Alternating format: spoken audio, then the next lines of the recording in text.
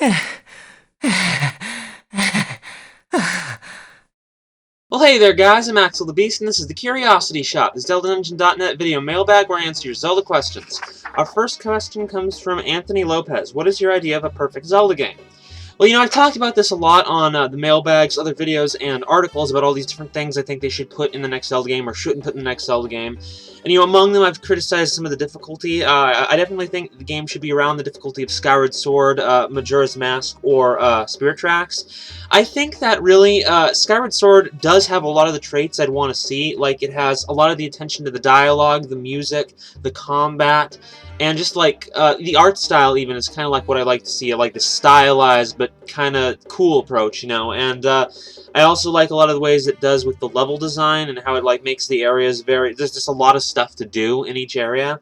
But it does, I do have issues with it in terms of linearity and like I guess polish, because there's a lot of other games in the series where it feels like there aren't as many areas where it feels like that they should have added some and there was a missed opportunity. So I think that you gotta have a Zelda game where it feels like it's maximized its potential. There's not areas it's slacked on, and there's areas that you always have a reason to return to. They're always filled with something.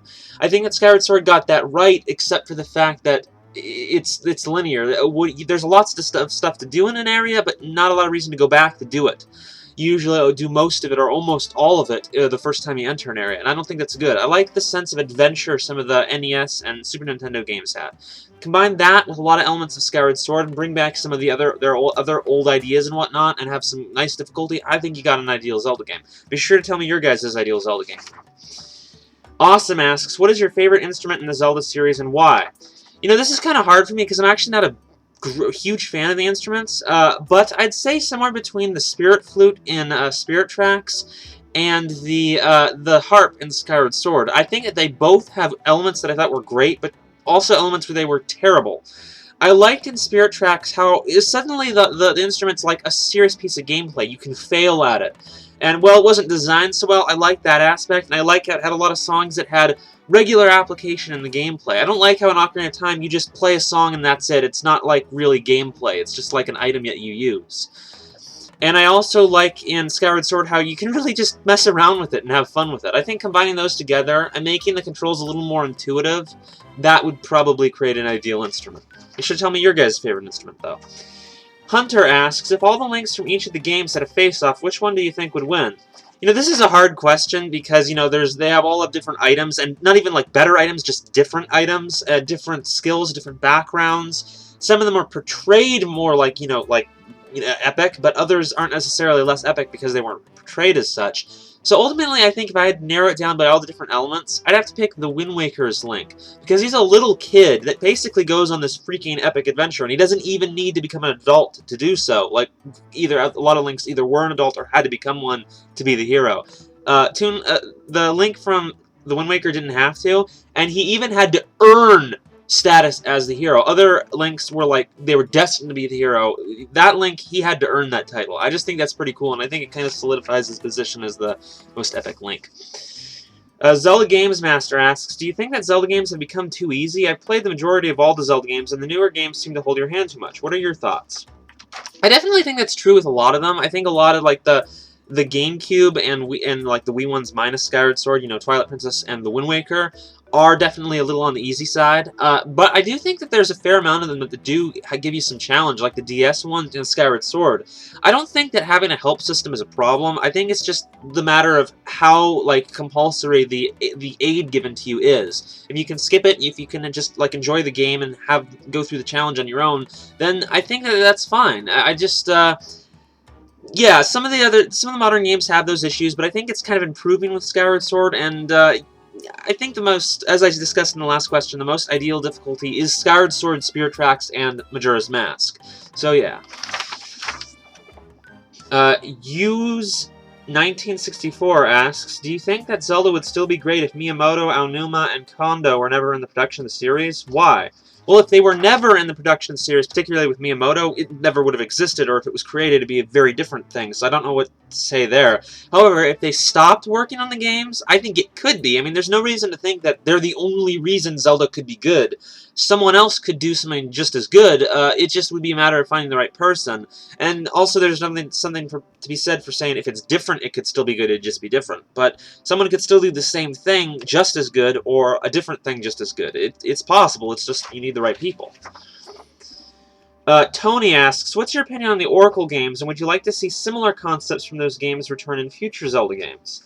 I like the Oracle games a lot. I think in a number of ways they're some of the better games of the series because they have a lot of like mixing really old ideas with a lot of like new concepts, and I liked some of the depth that they did with the rings and the connection features. That said, you know, as for that coming back, I think it's a good idea. I don't think it's something that I like definitely want to for sure happen, that has to happen to make a good game.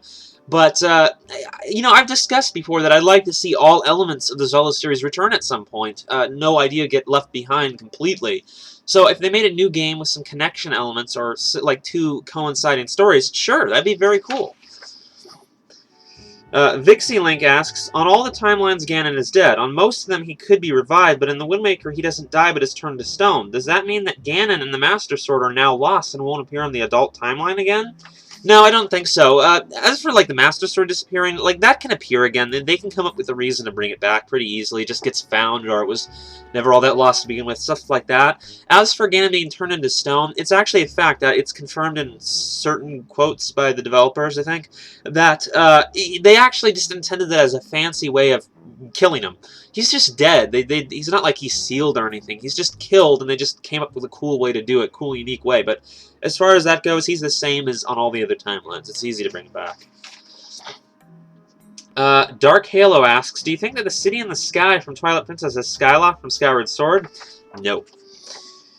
Noob Troop asks, do you think that the Guardians in the Silent Realm of Skyward Sword have any connection to the Sages in Twilight Princess? Not really, no.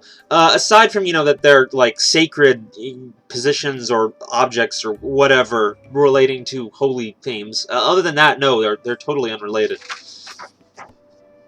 Zelda Triforce 1999 asks, what is your favorite song in Skyward Sword?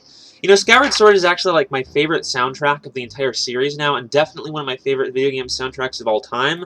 But if I had to pick a favorite song, it would actually, and that's a lot of favorites, mind you, it would actually be, like, my favorite out of all my favorites in the game would probably be the two mini-boss themes. The one that fights for, like, Stalfos and everything else, and the one that plays for, like, the Fire Temple, Fire Area mini-bosses. Especially the Fire Temple one, but I can't necessarily say it's better than the other one. I just love these mini-boss themes. I think they're way on par with the normal boss themes of the game. They're just really cool songs. They're really cool. They really fit the moments. They really fit the fights. They make me feel like I'm in a cool battle, a cool sword fight, you know? Be sure to tell me your guys' favorite song in the comments, though. Wolf Among the Sheep asks, were the Goddess Cubes in Skyward Sword disappointing to you at all? I found it very annoying that most of the Goddess Cubes contained things I had already purchased, i.e. the Seed Satchel or Heart Medal, by the time I had found them, and that only one of them contained a piece of heart. I'm not sure if there was only one that contained a piece of heart. I guess I haven't confirmed that, though. But, I like the Goddess Cubes. I thought that, unlike, you know, like the treasure charts in the Wind Waker, which was almost the same idea, it was very fun just collecting these on the surface and then going up to the sky and finding them. I thought that this element was handled pretty well. Yeah, it was also in line with the linearity problem, though. You really kind of found most of the Goddess Cubes, with some exceptions, as you're going through the game. And maybe some of the rewards could have been better, but I thought that just collecting the cubes was the fun part, really. And I actually just like collecting rupees in them sometimes, so I didn't mind it. But admittedly, they could have handled it better. That's probably true of almost anything in Skyward Sword, or any game in general, really. But I enjoyed it overall. Zelda Geek asks, why is it that in Skyward Sword, after the Earth Temple, Impa thinks that Link being the goddess's chosen hero was a mistake, just because he is late? I think you just answered your own question. It's because he was late. Din Nehru Furore asks, why do you think they didn't add a swimming segment to Tentalus' boss battle? It is a water-themed boss, after all. Well, I don't think that a swimming element would have necessarily, you know, like, directly improved that fight, or would be needed, but I do think that, you know, there was a shortage of water moments in the game, and reason to use the swimming, which for what I think was pretty cool swimming controls, so, you know, they could have added it. I don't think it's too important for that boss fight, but in general for the game, yeah, it could have used more. Alright, last question. Zelda Human asks, I was wondering, what did you think of the story in Skyward Sword overall? Did you find it emotional? Funny? I want to hear your views on the story and how it made you feel. Well, I think I've talked before about how I think that this game has some of the best dialogue of the whole series, like way more attention to detail to just the little things the characters say, and I think that's true of the humor as well. I think it's like a legitimately hilarious game that made me laugh more than most games I've played. Aside from that, I think they handled the story really well. There's a lot of emotional moments, and this is the only moment in these. It has the only moment in any Zelda game that's actually made me cry a little, and that's hard for me because I'm usually kind of a heartless jerk when it comes to storylines like that, and that was the scene with Fi at the end. So, yeah, it was a really well done story, really emotional, a lot of cool themes, a lot of cool characters. It was a great story, one of the best in the series, and easily the best storytelling of the series, I'd say. Alright guys, that's it for this time. Be sure to send your questions to the contact page in the description, and I'll see you guys later.